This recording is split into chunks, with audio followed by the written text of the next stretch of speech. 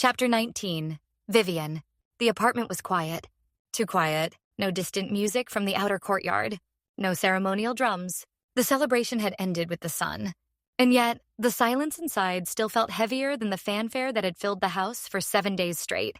Vivian sat by the window, arms folded in her lap, jaw tight. The soft gold threads of her evening robe caught the lamplight in thin arcs. She hadn't removed her makeup. Her earrings still glimmered like they were waiting for an event that never came. Across the room, Ethan sat at the low table, reading a scroll by the gentle flicker of a hovering lantern. His outer robe was gone. His collar opened just slightly. He looked serene, and that infuriated her more than anything. She stared at the polished stone floor, then back at him. "Why did you protect him?" she asked flatly. Ethan didn't look up right away. He made a small note in the margin of the scroll, rolled it forward slightly. Only then did he say, without looking at her, "Because it was the only move that made sense." She didn't blink. "He insulted you. He insulted me. Walked into my house, our celebration, bearing my crest on a personal gift. And I didn't let him stain the floor with blood," Ethan replied calmly. "I would have thought that would please you. I'm unclear why it doesn't." Vivian's spine straightened. Her voice sharpened. "He should have died for such an action. That wasn't mercy. That was submission. Are you the kind of man who kneels when he should strike?" Now he looked up. Not angry, not defensive, almost amused. "What in the name of the gods is this man playing at?" "I didn't submit," he said. "I presented." She narrowed her eyes. "To whom?" "To everyone," he said simply. "To your father, your brothers, the staff, the empire, but most of all, to you." Her breath caught. Only slightly. She didn't respond. Ethan set the scroll aside and stood, walking to the nearby shelf where he began organizing diagrams and talismans. Precise, methodical. "I didn't defend Jinsun as a person," he said. "I defended the structure we're standing on." Vivian frowned. "What does that mean?" "It means I know where I am," he said, turning to face her. "I married into House Lee. Your house. You're not just a daughter, you're the heir. Everyone knows it. Your father's made it clear. Your brothers see it, even if they haven't said it out loud." He stepped forward. Not close, just enough to lower his voice. "I'm not here to challenge that. I'm not here to win your heart, or anyone's approval. I'm here to ensure I don't become the reason this house fractures." Vivian stared at him. "You think you could break this house?" "I think the wrong kind of husband could," he said. "If you had someone who draws blood over pride, who can't tell the difference between offense and opportunity, yes, that would be a problem." He gestured to the window where the lanterns had begun to dim across the outer courtyards. "You've spent your life proving you should lead. And you will. I'm not going to be the fool who poisons your rise because I couldn't handle someone you like showing up with a love letter, bad vibes, and poor timing." He paused. "You don't need my protection, but you do need your house to remain unshaken. You can survive scandal, but perception has a way of catching up to reality. What I did? It praised your house, made people talk, made it look like you're the kind of heir whose husband kneels instead of draws blood, when it's on your behalf." The words settled like dust. She hadn't moved, because somehow it was easier to let him talk than interrupt. He walked to the sideboard, poured a glass of water, took a single sip, then added more quietly, "You're wondering how I could allow another man to pursue my wife? The truth is, I don't care. I didn't come here for love. I came for resources, infrastructure, a place to work, not to rule." She blinked. "He doesn't care?" Her voice was soft. "What kind of man doesn't want beauty?" She gestured to herself. "What kind of man doesn't want power?" She gestured to the room. "What kind of man lets his wife be courted in front of him?" He shook his head. "I want neither your beauty nor your power nor to interfere with your lover. I married you because it got me what I need." She considered that. "So you don't want me. You don't want power. What do you want?" He smiled. "Purpose." She sat back, processing. And in the stillness, something shifted. Not affection, not understanding, but a small, flickering pause in her certainty. He wasn't trying to win. He wasn't trying to lose. He was building something, and she wasn't the center of it. And that made her angry. "I won't be humiliated," she said at last. "I won't humiliate you. You'll stay out of my way? I'll hold the foundation steady. You'll never come to me drunk, trying to experience my superior body and technique?" Ethan cocked his head. What a strange thing to say. Superior technique? Someone is confident. He smiled slightly. "Vivian, I promise I won't covet your superior body. Trust me, I can get my jollies elsewhere if needed. Some purchase required." She didn't understand what that meant, but it sounded insulting. She stood there a moment longer, then walked through the door and shut it behind her. Daniel didn't move. He simply turned back to his scrolls and went back to work. She hadn't moved in over an hour. The candles had burned halfway down. Her robe hung loosely off one shoulder, and the silver ties of her belt lay undone beside the vanity. Her earrings were tucked neatly in a velvet dish. Her comb rested on the floor where she'd set it down and forgotten to pick it back up. Vivian Lee sat motionless at the edge of her bed, staring at the empty space beside her, where her husband might have been. If they had been a real couple. She stared at the spot, not because she wanted him there, not because she missed him, but because she couldn't understand him. "I came to your family for purpose." He had said it so simply. As if that kind of man existed, as if someone could marry her, be bound to her in blood and title, and genuinely not care about possession, about status, about her. She had dismissed suitors for wanting too much, for trying too hard, for begging with smiles or threats. But this, Ethan Joe didn't try at all. He didn't want her acknowledgement, her love, or her influence. He just wanted to be left alone. And that made no sense. She stood abruptly, crossing to the mirror with swift, silent steps. She stared at her reflection, backlit by moonlight. The woman in the glass was immaculate. A living fairy, the heir to House Lee, the daughter of a general and a strategist. A face and figure known across the empire for its beauty, its grace, its control. Not a hair out of place. Not a flaw to be found. She was not a woman men ignored. But Ethan wasn't just ignoring her. He was avoiding her. He had never even tried to look in. Never tried to woo her. Or possess her. He should have made a move. Any move. Should have tried to assert himself. To claim something, her time, her attention, her body. She had expected him to push for something eventually. To misstep. To become jealous. To seek advantage. That's what all men did. That's what all men wanted from her, at least. Instead, he had turned her father's blade away from Jin-shun, the one man who stood in his way. He had done it not to save face, but to avoid scandal. For her house, for her family, not for himself. He had lowered himself for her, and he had done it without hesitation. She replayed that moment again, now burned into her memory. Jin-shun, walking into the courtyard with a lover's box. At her wedding celebration. Smiles and arrogance and certainty. He had been so sure of himself, so sure of her. And if her father hadn't been there, maybe she could have controlled the outcome. Maybe. But with Zhenhua watching, even she couldn't disobey. Ethan could have destroyed Jin. No one would have stopped him. Her father had offered it. One nod. That's all it would have taken. But Ethan had knelt. Not out of fear. Out of strategy. To protect her name. To protect his role. And yet, not once had he looked to her for approval. He wasn't asking to be seen. He was making sure she didn't have to look. That her foundation, her leadership, and judgment remained unmired. Vivian sat again. Slower this time. What kind of man does that? What kind of husband refuses to take what's his? Was he really that disinterested? Really that detached? Or did he simply believe she wasn't worth the trouble? That thought stung. Sharper than she expected. Because if he didn't want her, then what did he want? Stupid. He told you what he wanted. Purpose. But what purpose? What the hell was so important that he cared nothing for one of the most beautiful, desirable women in the empire? Maybe he is gay. She could understand lust.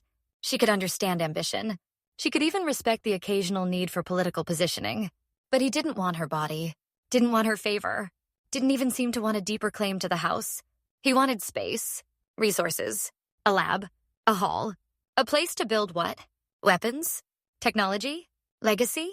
Was that his purpose? He had asked her father for a quiet corner of the city. For funds. For help. For connections. All while nobles across the empire whispered his name like he was the next blade saint to rise from obscurity. He's not even supposed to be a warrior. She pressed her palm against her chest. feeling the steady rhythm beneath her fingers. It wasn't anger. Not anymore. It was imbalance. The foundation she had built was shifting beneath her. Quietly. Without permission. She had thought she'd been given a husband she could set aside. Instead, she'd been given one who refused to orbit her at all. And now, the household had begun to shift around him. Not because he asked for power, but because he acted like he didn't need it. Her hand fell to her lap. Her jaw clenched. She had told him, "Don't pretend this marriage is something it's not." And he had said calmly, "I never have." Then why did it feel like she was the one pretending? She stood again, slower this time, crossed the room and stopped at the doorway leading to his study. It was quiet. No footsteps, no rustling scrolls, no flickering crystal light, just silence. And behind that door, a man who had no claim on her heart, and yet had somehow made himself unavoidable. Chapter 20, Claire Wang. She was standing at the pinnacle again, atop the mountain of her own making. The sky burned gold behind her. An empire's worth of banners stretched beneath her feet. She could feel the weight of crowns and seals and names bending under her voice.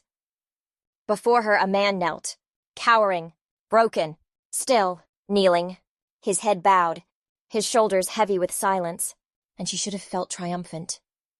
But instead, she felt sick. A flicker of shame twisted through her chest. Her fingers ached. Her breath was shallow. She stared down at the man, willing herself to feel the power she had earned, to drink in the victory she had fought so hard to claim. But it was no victory, because she couldn't see his face. She reached for him. "Ethan? Ethan! Is that you?" And then she woke up. Claire jolted upright, her silk sheets folding around her waist, sweat cooling at the back of her neck. The dream clung to her like smoke. A nightmare, but not like the ones she usually had. It had been a long time since she'd thought of Ethan Joe. Back when he'd been just a quiet second son with too many scrolls and not enough stage presence. A boy who held her hand like it was a question.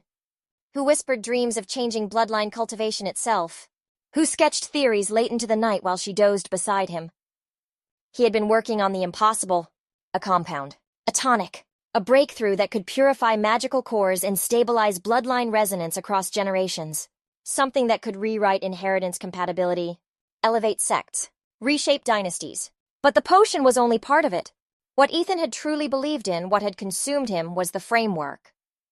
A cultivation model built not just on effort or heritage, but insight. He said mana wasn't just energy, that it remembered, that it reflected, that the body's attempt to overcome a technique left behind something an echo, a rhythm, a trace of intent in the spiritual field. He was developing tools, glyph-etched cores, mirrored stones, layered recording patterns that could capture these fragments. Pull mana from actions, not just environments. Read movement like scripture. Track breakthroughs as they happened, and refine them in real time. It would change everything. No more waiting for enlightenment under waterfalls. No more guesswork or thousand-year manuals written in metaphor. Just cause, effect, reflection. Ethan believed the framework could make cultivation empirical, repeatable, that it could give power to those who built, not just those who inherited. He believed in it. He believed in her. And for a while, she thought she believed in him too. But the work dragged on. The results never came. His notes thickened. His eyes darkened. His attention drifted further into things she couldn't see. Her father began asking questions. Is he still working? Is he showing you anything? How long will you wait? She defended him at first, quietly, sharply. But she hadn't asked him to change. And she hadn't waited either. Not when Caleb smiled at her across the dueling court, arrogant, sunlit, confident. Not when he sparred near her pavilion and laughed too loudly at things she didn't say. Not when his hand brushed her shoulder one afternoon and she didn't pull away. She allowed herself to flirt, to linger, to touch, to betray. She chose Caleb. And at the time, she told herself it wasn't really a choice. It was just the natural evolution of things. Ethan hadn't noticed when it started. By the time he did, it was too late. And by then, she wasn't sure she cared anymore. She betrayed Ethan, married Caleb, and told herself she was happy doing it. When she saw Ethan waiting for Vivian at the wedding, no emotion, no concern, she had felt vindicated. Like she'd made the right choice. But then a star-forged sword changed the narrative. Claire had watched the broadcast in silence, a cup of spiced wine untouched at her lips. Vivian Lee, ice-cold and calculating, presenting a one-of-a-kind weapon to her husband like she was gifting him a trap. And Ethan quiet, Non-martial, Ethan had taken it like it was part of his breath. No ceremony, no hesitation, just complete devastating calm. Vivian hadn't corrected his stance. The sword hadn't resisted. And days later, when he knelt before Lord Li Zhenhua in full view of the Empire, Claire had waited for him to flinch. Instead, he had bowed, not in submission but in honor. My wife has not given me her heart, but she has given me her name. That is enough. Claire had felt the air leave her lungs, because that wasn't the boy she'd left behind. That wasn't the man she had told herself wasn't enough. That was someone else, someone who had grown in silence, who had perhaps been playing a longer game than anyone realized. And that thought made her wonder, did I choose wrong? She didn't know if she loved Caleb. She wasn't even sure she liked him most days. But he fit, on paper, in public. He looked good beside her in family portraits and scroll projections. His name earned reactions. His reputation backed hers. He was, as her uncle once said, the visible kind of strong. But now? Now she wasn't sure visibility was enough. The dream returned to her in fragments as she poured water into a chilled basin, splashing her face, blinking against the memory of banners and bowed heads. The kneeling man's face still refused to appear. But her regret, that was sharp. It didn't feel like longing. It felt like remorse, the kind that comes too late, the kind that starts as a thought and blooms into a ruin. Chapter 21, Daniel. The blade cut through morning fog like a line drawn in glass. Daniel stepped through the final form of the cycle feet aligned, breath low, wrists steady. The arc of his strike ended just above the shoulder, angled as if the tip of the sword were whispering to an invisible opponent. Then stillness. He held the pose, letting the silence settle over him. He needed the silence. For balance, the way the form was meant to feel. The courtyard around him was empty, quiet. A training ring tucked behind the eastern shrine, far enough from the main estate that no one stumbled on it unless they meant to. He liked it that way. In the months since the wedding, he'd only seen Vivian a handful of times. A polite nod in passing, a comment during court training. Once she'd asked him to sign something. She hadn't spoken more than a full sentence at a time. That was fine. He didn't need conversation. He exhaled slowly and began again.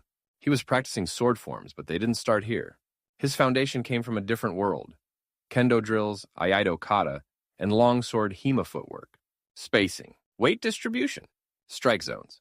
He knew how to move with a blade. He knew how to think through it. But swordplay here was different, more layered, more demanding. Because of mana, everything in this world was touched by it, every breath, every motion, every inch of steel.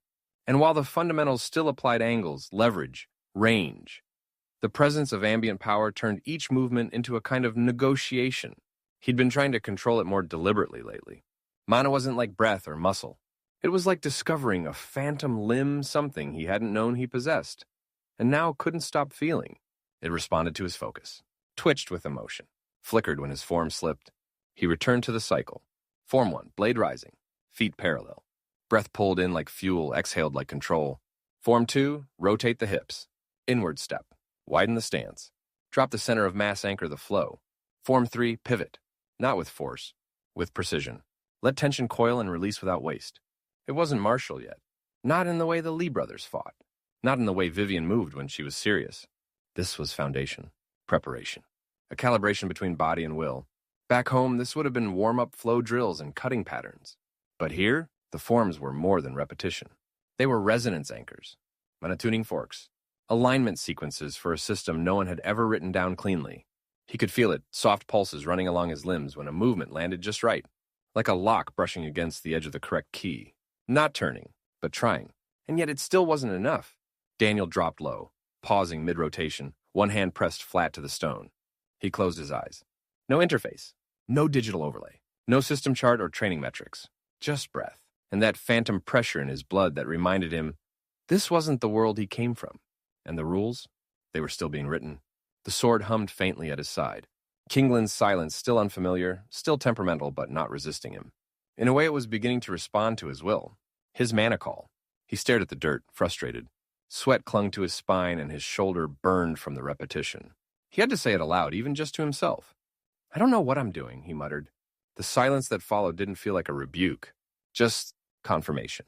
No mentor, no sect elder, no cheat sheets or training scrolls. He couldn't even ask questions, too dangerous.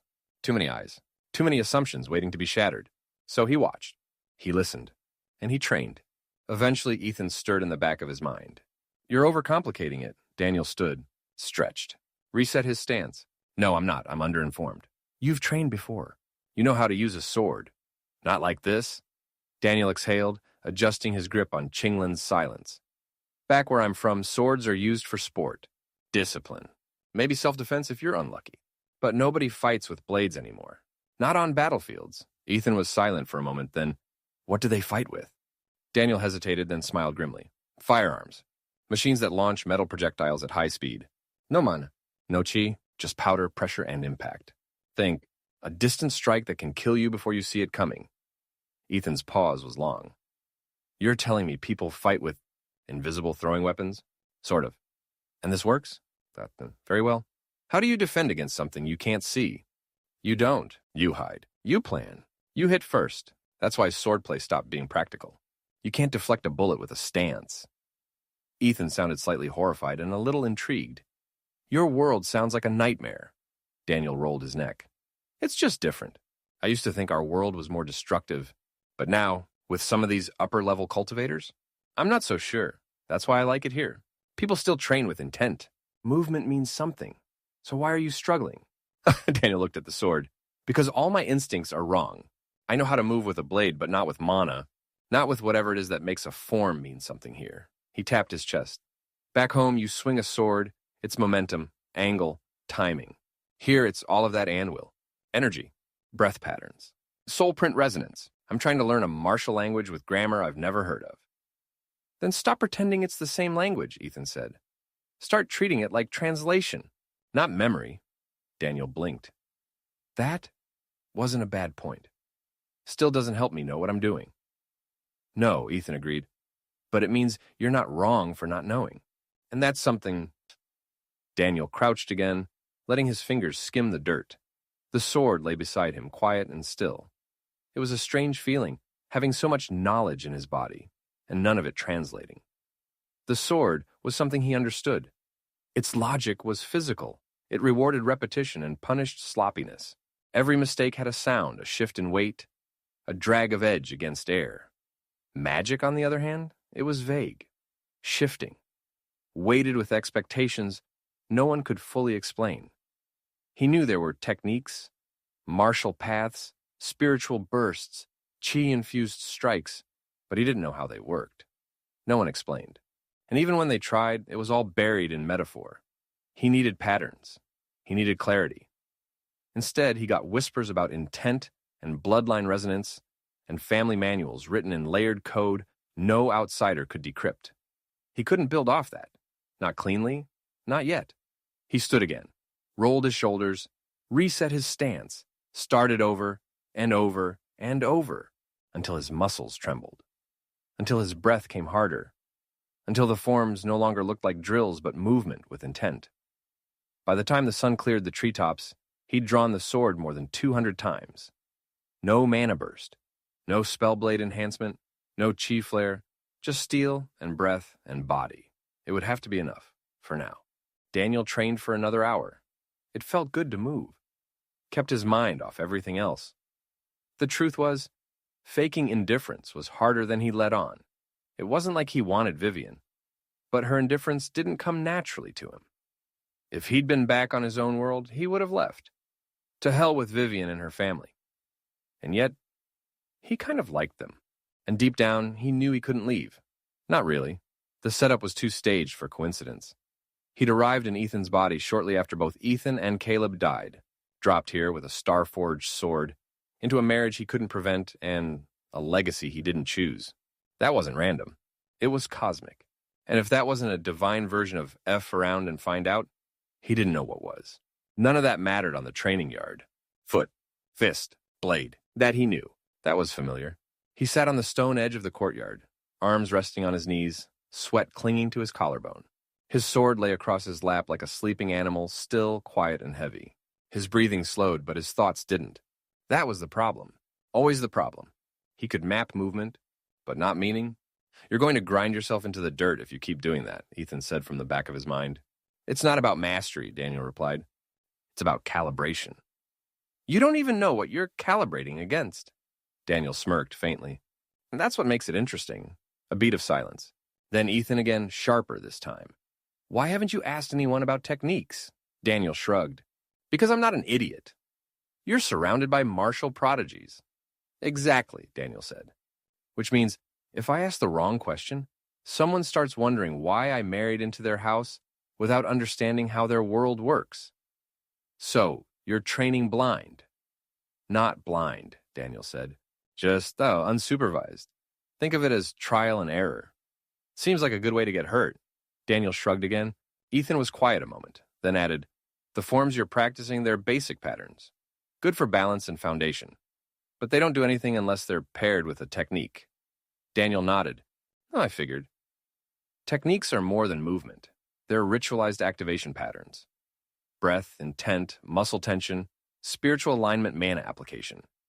Everything has to synchronize. Daniel leaned back against the garden wall. And those techniques are passed down in encrypted manuals, locked behind bloodlines, politics, and poetic bullshit. Basically, yes, Daniel exhaled. That's insane. Welcome to cultivation. The silence stretched. Then Daniel asked, remind me again. You talked about it when you were trying to teach me mana theory, your old self. You were trying to build something, right? A way to bypass all this? Not bypass, Ethan said. Structure, anchor, translate. I wanted a better interface one that didn't require visualization to function. Daniel tilted his head. You never gave it a name? No, it didn't seem important at the time. Daniel looked down at his hands. It needs a name. He opened his palm. Imagine the feel of pulse-synced circuits running along his skin. Let me think. He stood slowly, reaching for the sword again. How about the framework? Bit plain, isn't it? Daniel smiled. So was gravity until it changed the world.